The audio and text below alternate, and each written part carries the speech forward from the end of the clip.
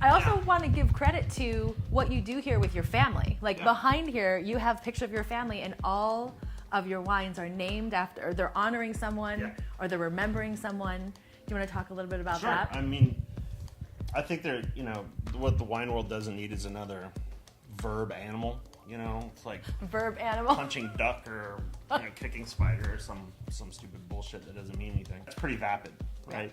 And the only thing I care about that I know will never go away is, like, all these people on this wall have, in one way or another, led to this point of us sitting here and talking.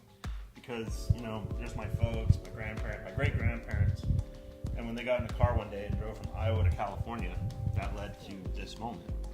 We have a little saying in our family, which is honor and prepare. And our little creed is we live to honor those that have come before us, and we prepare the way for those yet to come. That's my job. I matter very little.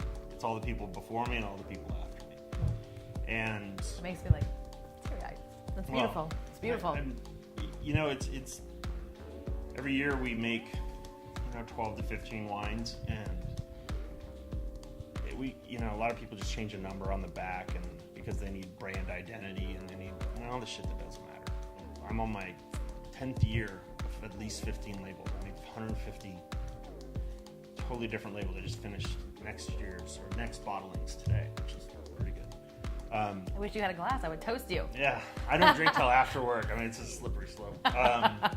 Every bottle I feel like I have an opportunity to honor somebody, either my folks, my kids, my aunts, uncles, my grandparents, and when it's people that have passed away, then we have, they live again, and because you die twice. You die once when your body gives up, and you die the second time when the last person says your name. That's why we carve names into walls, or rich people buy buildings and put their name on it, so they are immortal to a certain extent. And this is our humble way to talk about people that meant a lot in my life, and some people that I've never even met who've led to this. So, I always keep saying wine's our byproduct, and we get to farm as a family, we get to work as a family. My daughter, like our Sauvignon Blanc, she decides what day we pick it.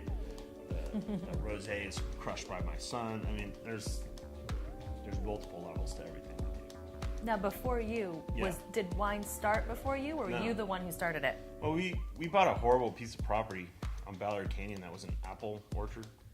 And, like, you're sitting here because of failure, literally. Because the apples were terrible, we tore them out.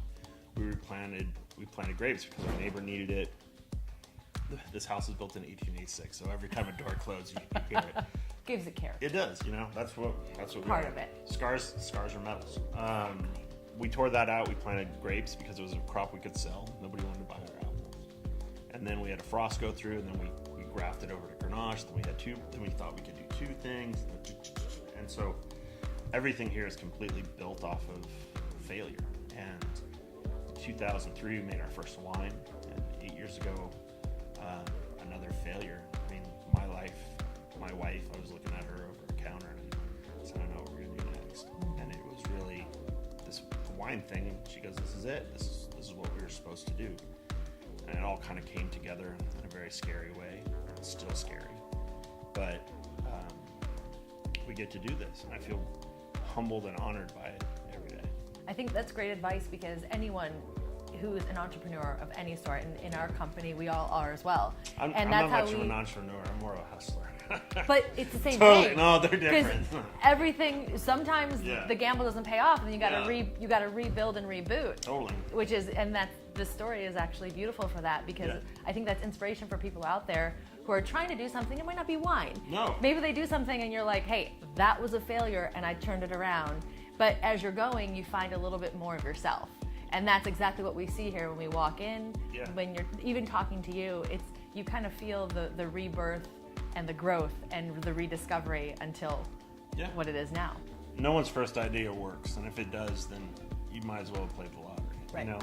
And life is figuring out who you're supposed to be, and sometimes you need to bounce off walls and get up off the ground, and the things you thought were going to pay off didn't. But what you're doing is you're developing skills, and those skills are, sometimes it's just resiliency, sometimes you go, oh, I love music, but what I really love is producing it, and so instead of playing a guitar, I want to be the person that brings everything together to this final form. And if life was really straight, I'd be very bored. Oh, absolutely. And here we are sitting here doing this.